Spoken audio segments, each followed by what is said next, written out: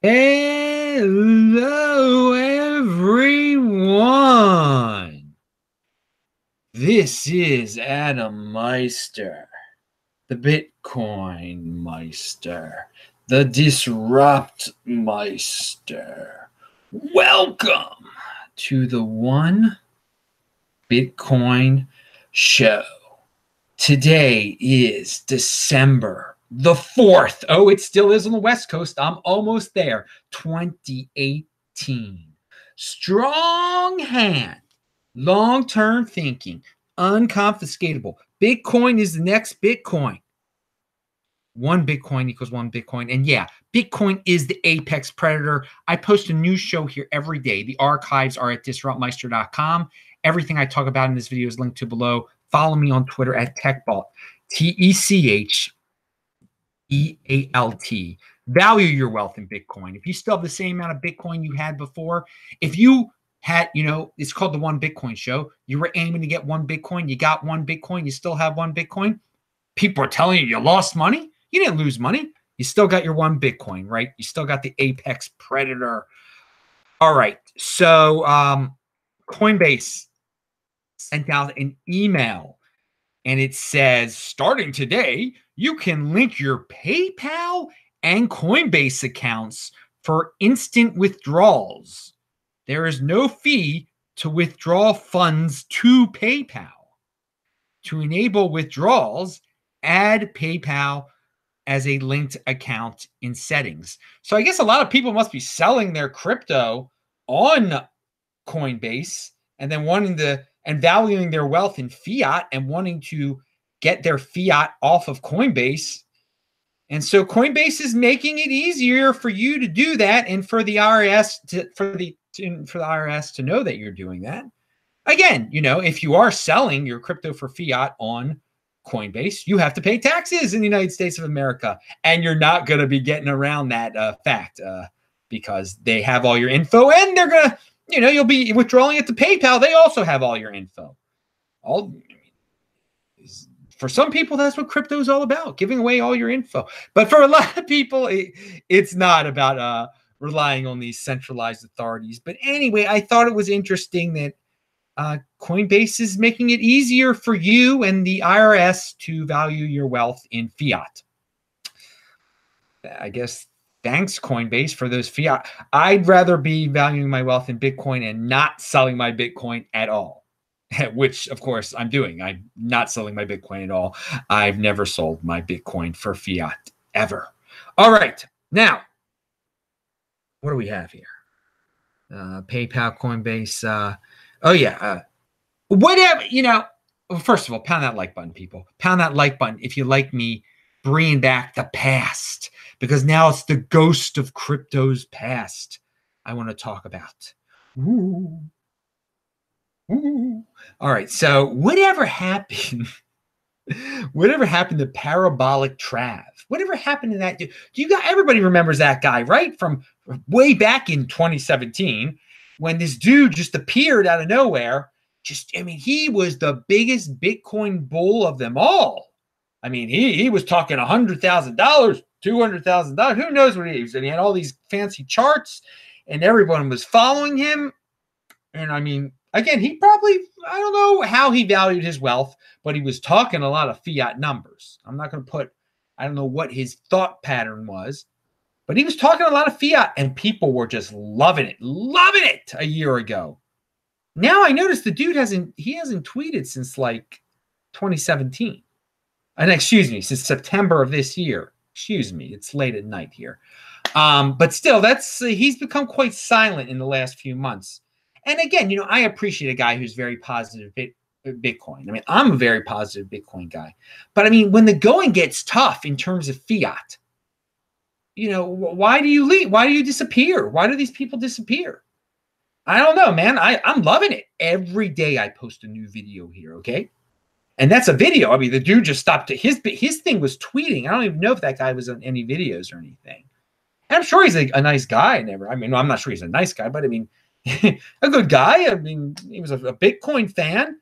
Dude, why disappear now? This is when the the hardcore strong hands show their faces and are proud to be out there spreading the word. But whatever, maybe peer pressure, I'm sure, maybe he takes his tweets too seriously or what people say. So, and yeah, don't take social, you can't take yourselves too seriously. Everybody knows I don't take myself very seriously. I'm always joking about myself. I mean, look at this crazy hair. I got my hair cut today. My guy starts shaving my face for me because I hadn't shaved for so long. I'm going to shave in the morning before I get on the plane. Don't worry, people. I know what I look like when I'm not shaving. They won't let me on the plane. Anyway, we know with this black hair. Okay. Anyway, so let's talk about another person, a ghost of crypto's past. Now, some of you aren't going to remember this guy, but I know Vention will remember this guy. Some of you are going to remember this guy for something totally different. David Seaman. Now, a lot of you know David. Unfortunately, a lot of you are familiar with him because of this, the wacky stuff he was posting about in terms of politics. I'm not even going to get into some of the stuff this guy was. But the point is David jumps from one popular topic to another. In 2016, and maybe even before that, he's writing for Huffington Post about crypto, and he got into Ethereum, and he was one of those voices he was big and bold about Ethereum. He liked Bitcoin at first, but then he was Ethereum. Ethereum this, Ethereum that. He's talking big Ethereum. I think I even tweeted at him before. I can't even remember that exchange now. That doesn't matter what my exchange with him. The point of bringing him up, though, is that you don't hear him talking about Ethereum anymore. He was a big voice in crypto in early 2016. People definitely knew who he was. And well, what happens to dudes like that talk the big Ethereum game?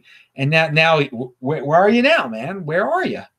You're not talking politics either anymore. I think he was he had some emotional issues. And no one's look, Vention's in the chat right now. I can't see what he's writing. I'm sure he's talking about this. Anyway, so the point is we can have good guys like Trav, and then we can have sketchy dudes like David.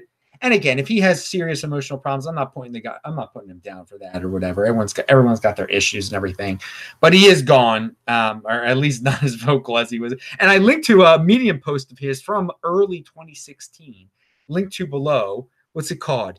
In Ethereum We Trust. Okay, so you can see the classic stuff this dude was in. What happens to all these guys? Who knows? So how about this? So he was very vocal. Trav is very vocal. Now they're gone, because, I guess it's not cool to be in the crypto anymore or something, or whatever their reasons are. Their hands are not strong. I would hope that Trav is holding on to his crypto. Although who knows how much he ever had? I don't know. So let's talk about a silent strong hand, maybe the strongest hand of them all. We don't even know this person's name, okay? And this is the example everyone should be following instead of these people who disappear. Now, this person never made their selves known. Who I'm talking about is one of the winners of the Australian government had an auction of Bitcoin that they took from someone who it was used in illegal activities, and the individual gave up their private key somehow. Again, because if they would have done things correctly, it's unconfiscatable. But whatever, that's not the point. Australian government got a hold of a lot of Bitcoin that they had to auction off in 2016, when Bitcoin was around $500 or $600 in terms of fiat, if you care about this, that type of thing. And it was auctioned off in different amounts. There was a 2,000 Bitcoin here, 4,000 here, a little bit more there. And one of the winners, somebody got the 2,000 Bitcoin, moved it to an address, and I linked to that address below. And this was in like the spring or the summer of 2016. They got that Bitcoin, that 2,000 Bitcoin. They have never moved it. Never. They didn't try to take a profit at the top, and because they value their wealth in Bitcoin clearly. Also, I looked up, they never moved their B cash or their B gold either. It's just wherever their private key is, they just let it sit there. These forks came out, they didn't do anything. because this is how they value their wealth in Bitcoin. Whoever this is, I don't know if you are watching this. And by the way, when I originally did these Australia 2016 auction stories, one of those people over there, whether it be in the government, they knew that I was doing the stories. They sent me I sent them a little bit of Bitcoin, then they sent it back to me. They knew something. Maybe this person, well, who knows who this person is? By now this person's hand is so strong, maybe they're not even following Bitcoin anymore.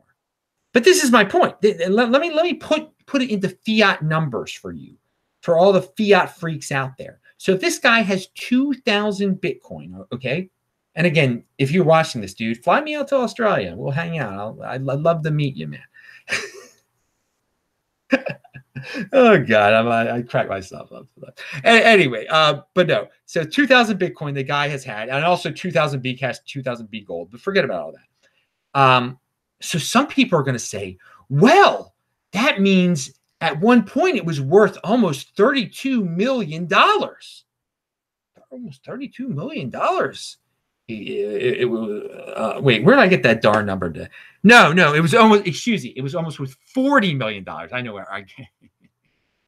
I'm tired, people. I really gotta go to sleep. But yeah, so he had 2,000 Bitcoin, and at one time it was worth almost $40 million US. All right. And now it's worth like $8 million US. So some people are going to say, that guy lost $32 million. He lost $32 million. No, he didn't. He still has the same amount of Bitcoin. In fact, since he got the Bitcoin in 2016, at that time, there were no crypto dividends. So since that time, he's gotten 2,000 B gold, 2,000 B cash. He's got more in terms of crypto. He's got more Bitcoin than he had beforehand. So he's doing better. But so he's the ultimate example right there. This person knows that this is not a time to sell. It wasn't a time to sell in December either. He didn't want to pay the Australian government tax. Obviously, the Australian government knows who this guy is. He bought it from the Australian government, and he doesn't want to pay the Australian. He's in this for the long term. He or she or they, whatever. But again, you can check out the link below, okay? And you can see this person has never moved those. And people have sent them little pieces of it, of Bitcoin too, I guess just to test them out or something. I don't know what's going on that end. That's not the point of this. The point is that for all the people saying, oh, all these people have lost so much money because they didn't sell their Bitcoin. Look at this guy. Look at this guy. It was worth $40 million. It was almost worth. And now it's whatever. It's worth. His stash is worth less than $8 million now. And I say that dude is freaking awesome. That dude is freaking smart. Australian government hasn't gotten any taxes from his butt because he hasn't sold it. And he knows like I know that the future is bright, and he's got the strongest hand of them all, perhaps. I mean, who knows? There are other strong hands out there, but I've been studying this guy for a long time. The great 123 No Scope, who I thought was going to go to sleep, but he stayed up for this show. He says 2,000 Bitcoin is a lot. Even one Bitcoin will make you a king. Ooh, you've got a very positive attitude there. Thank you for those $2 in the super chat, dude. All right, going back to the regular scheduled program. I'm just seeing with his notes with this dude if I left out any of my point. Yeah, he didn't take profit at the top, quote unquote. Dude, you have it. Value your wealth in Bitcoin like that guy does. Happy Hanukkah, everyone. This was the third night of Hanukkah. Tomorrow night, this show will probably be around the same time, and it will be the fourth night of Hanukkah, and I will be in Los Angeles if all goes according to plan. So I am looking forward to getting out to the West Coast. I'll be in East Hollywood. Yeah. Okay. The great Arjun, who has been on the This Week in Bitcoin show, and I don't know what time the This Week in Bitcoin show is going to be on Friday. I don't know who's going to be on with me. I haven't had any time to plan. But I'm going to work on it as soon as I got some time. But yeah, Arjun has an article at the blockcrypto.com. It is the Bitcoin mining death spiral debate explained. And Arjun explains why Bitcoin is not going into a miner-induced death spiral. God, this FUD, this totally predictable miner-induced death spiral FUD. And you're saying, wait, Adam, how was it predictable? Well, in fact, I linked to a tweet, and I linked to that article, but I linked to a tweet by Matt Odell that is from January, where he specifically predicts this exact FUD, a miner death spiral. Check it out yourself. All of this stuff, FUD related, is so predictable, and it weakens people's hands. But Arjun has a good article explaining it. And again, you can see that Matt Odell, in fact, predicted that this would become popular FUD one day. All right, pound that like button. Aaron Von Weerdum at Bitcoin Magazine has a new article, Bitcoin Tech Trends 2018, What the Year Has Brought Us, Part 1. And you may remember at the beginning of the year, he made some predictions about SegWit and Lightning, what the year was going to bring us. So he's going to say, you know, what the year has brought us, and you can read his old articles about what he thought the year was. He's great. And Bitcoin Magazine now, and I thought I read this a while back, but I guess it's official now. They're just going to focus on Bitcoin. Actually, maybe Aaron had a tweet that was asking people, should they just focus on Bitcoin again? Again, it's called Bitcoin Magazine. They've had articles about other cryptos in there. Now they're going to get really hardcore again. They're going to go back to their roots and only write about Bitcoin in Bitcoin Magazine. And good for them. I mean, they're appealing to the strong hands. And Aaron, of course, is a great writer and always good to have him on the show. He is also, of course, been on This Week in Bitcoin shows in the past. All right, what's the shirt say? BitcoinToTheMoon.com. Check him out. Check out all the t-shirt links below, Trezor links. Keep your Bitcoin safe on your storage devices. Control your private key. I'm Adam Meister, the Bitcoin Meister, Disrupt Meister. Remember to subscribe to this channel, like this video, share this video. Check out the link section below. Click on those squares. Bang that bell button if you want to know when I go live. And I will see you guys in Los Angeles. Bye-bye.